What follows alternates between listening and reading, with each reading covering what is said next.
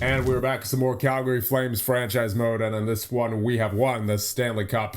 This is our first championship since 1989. So it's been a long time coming for these Calgary Flames, and with that comes our hopes of a repeat. Unfortunately, there are some players who we might have to trade away because our salary is currently sitting at $85.6 million, with some players getting a raise. In particular, you have Alexei Bernier going from 3.1 to 4.7. Then you have Jason Sheets going from his entry-level deal to 3.1. Then you have Jeremy Debut going from his entry-level deal to $3 million for 6 years. I'm thinking we're going to have to unload a couple of guys here. Emery's probably got to go. He's making 2.4 for 3 years. He only played 37 games last year, 40 the year before. He's only a 2-star ability, so I think I'll put him on the trade block. Max Heis, man, he was such a good pickup when we got him. He had 47 points in 80 games played his first season with us. But this past season, only 19 points. And the year before that, 28. So he's definitely regressed over the past couple of years, despite only being 28. So if it comes down to it, we might have to move him, honestly. Might have to move Muka Madulin as well, either him or Byram. He's making almost $6 million. So I'm not going to put him on the trade block yet. But if it comes down to it, like when we trade Emery, and if we're still over the cap at that point, we might have to consider moving one of those guys. Caden Price isn't exactly vital to our success.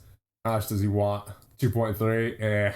Every little bit counts here. So unless I'm re-signing someone really important, then I don't want to be wasting too much cap here. I might re-sign McCann for the fourth line because he was pretty good physically for the past couple of years that he's been with us. Then he's good with takeaways as well. He wants 2.5 though for 3 years. I think for right now, I'm going to leave these guys unsigned. I'll let them go to free agency. And if we have enough cap, then I will go after McCann again. And then possibly Price. I mean, he did have an 81 defensive grade. So if we do have enough, then I wouldn't mind going back after one of those guys. But at the moment, we just can't really afford to be re-signing any of them. I think the time has come to sign Cody Glockner. He is 20 years of age, just coming out of his 3rd year in college. He had 30 points in the NCAA in 30 games played last year.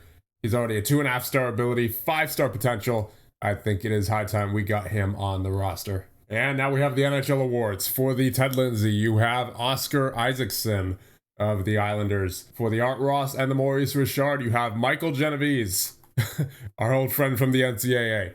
And the Lady Byng goes to Pedro Castillo of LA.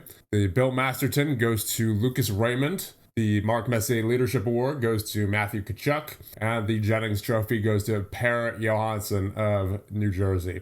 And for the heart between Cooley, Bedard, and Isaacson, it is Isaacson of the Islanders. And for the Conn Smythe, you have Alexei Bernier of your Calgary Flames. 18 points in 21 games played. And for the Calder between Braden Creech, Dmitry Ivanikov, and Franz Karyalati, you have, come on, Creech. Yeah, Braden Creech of your Calgary Flames. And for the Norris between Kleber, Morin, and Dickinson, it is Sam Dickinson of Anaheim. And for the Selke between Zetterberg, McMillan, and Elfring, come on, Elfring. Yeah, Doug Elfring gets the Frank J. Selke. There you go. So on top of the Stanley Cup, we get the Calder, we get the Selke. Do we get any other awards? I don't think so. I don't think we're on here in any other categories, but still, nonetheless, a very, very good year for your Calgary Flames.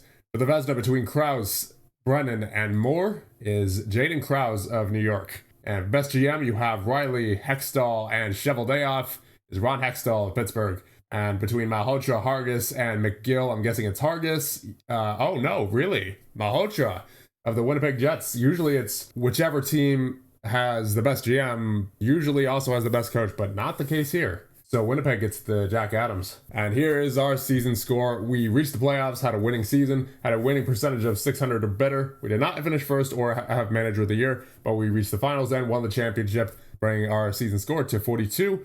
Total career score so far at 341. 8 available points. I may as well just get some head coach ratings up there. Put a couple into tactics, in-game tactics. And I'll get coaching prospects up there and motivation.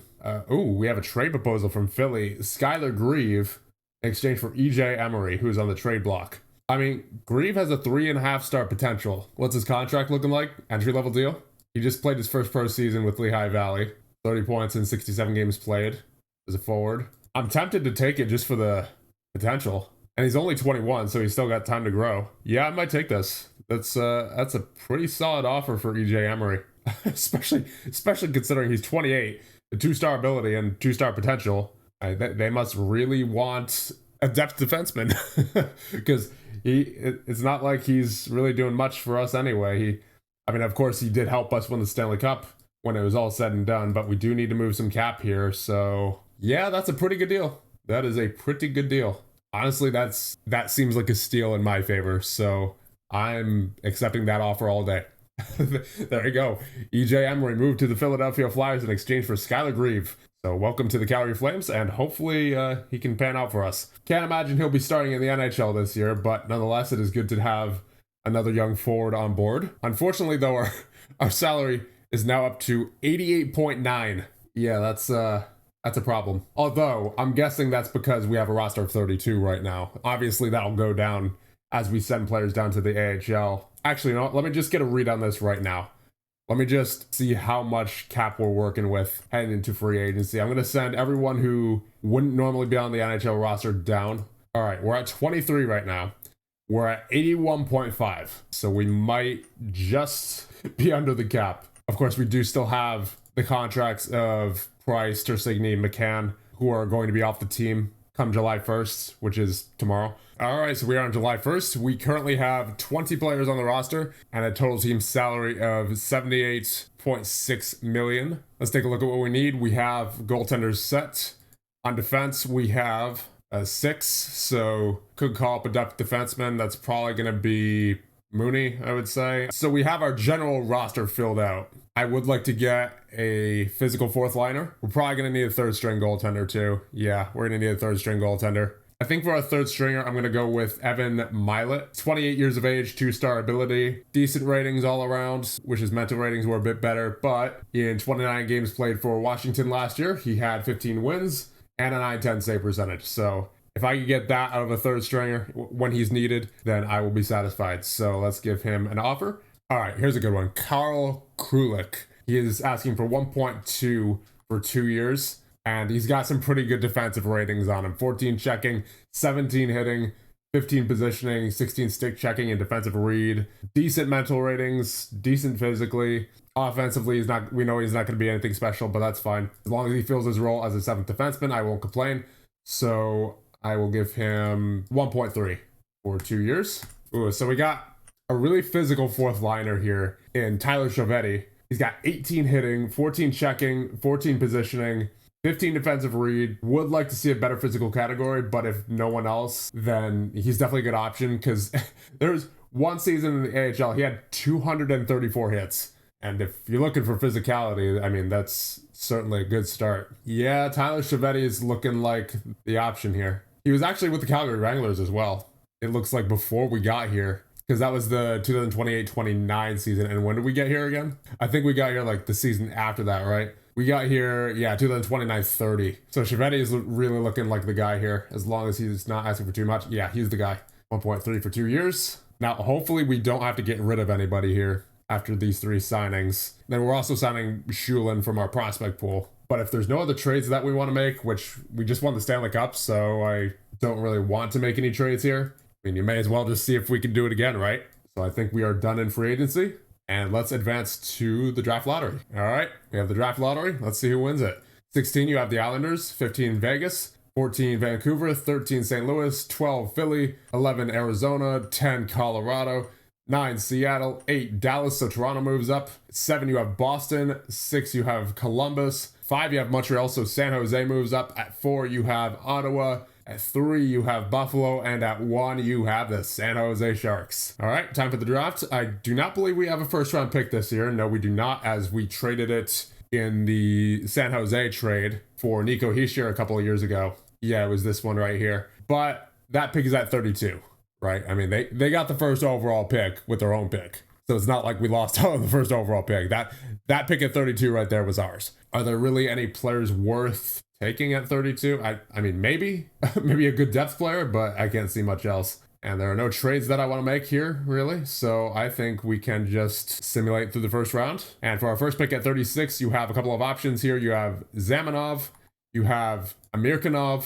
Amirkanov does have better physical ratings and mental ratings as well. But Zamanov's offensive and defensive ratings are better. And there's still several 2-star potentials left. I'm going to take a look at these guys as well, but I can't imagine too many of them are any close to being NHL ready. Yeah, really not a whole lot to like there on the guys with the 2-star potential.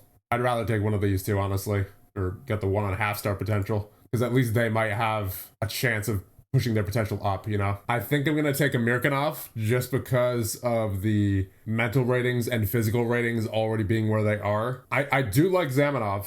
If we get to our next pick and he's still there, then I'll take him, because he's ranked at 50, right? I mean, also given the fact that Amirkanov is ranked at 25, we might be able to get both of them if I take Amirkanov here. But even besides that, I like his physical ratings and mental ratings better, so I think Amirkanov is the pick here. Welcome to Calgary, Ira Amirkanov. And we do have another second-round pick after this. Yeah, it's our own second-round pick at 64, so I'm not sure if he'll be there by then. But honestly, if he goes to another team, whatever, it's not something that I'm going to be that upset about if I don't get a chance to pick him at 64. So whatever happens, happens. Pick Dill Human. And all right, good. He's still there. I mean, I'll just take a quick look at some of the other prospects in this range, but I don't think anyone's really going to come close to him, honestly. From what I've seen so far, yeah, this draft really not that deep.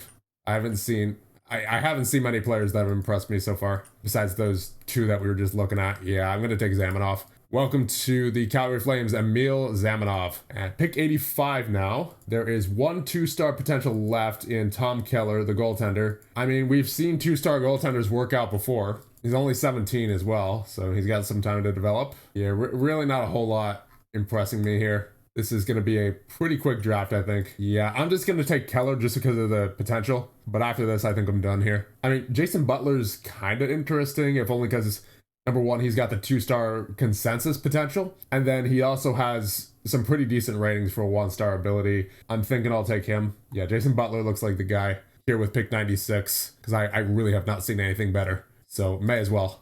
Jason Butler, welcome to the Calgary Flames. And we're now at pick 128, and I think I'm done here, honestly. Yeah, I'm just going to simulate the rest of the draft. And there we go. We have all of our players signed now. We are at 82.9. Man. Granted, we are at 24 players, so we do have to send somebody down regardless. I'm thinking that's going to be Shulhan. He's given his 1-star ability. So upon sending Shulhan down, we are now at 82.2. That is, I believe, 300,000 just below this the cap ceiling. So we appear to be fine, at least at the moment. And not to mention, we could send down Milet or Miller as well once the season starts, and that'll give us a little bit more flexibility. So yeah, we're looking set now. So I guess with that, let us advance to the preseason of year number 6. But not before the Hall of Fame inductions, of course. So who do we have in the Hall of Fame? We have Patrick Kane, Claude Giroux, Chris Letang, and John Carlson. And just like that, we are now at the end of the preseason of year number 6. Everyone did pretty well. We lost 2 games. We still have 1 more game in the preseason, actually, against Buffalo. And with that, I think we'll end things off here. So the next one, we will get through, hopefully most, if not all, of the year 6 regular season simulation.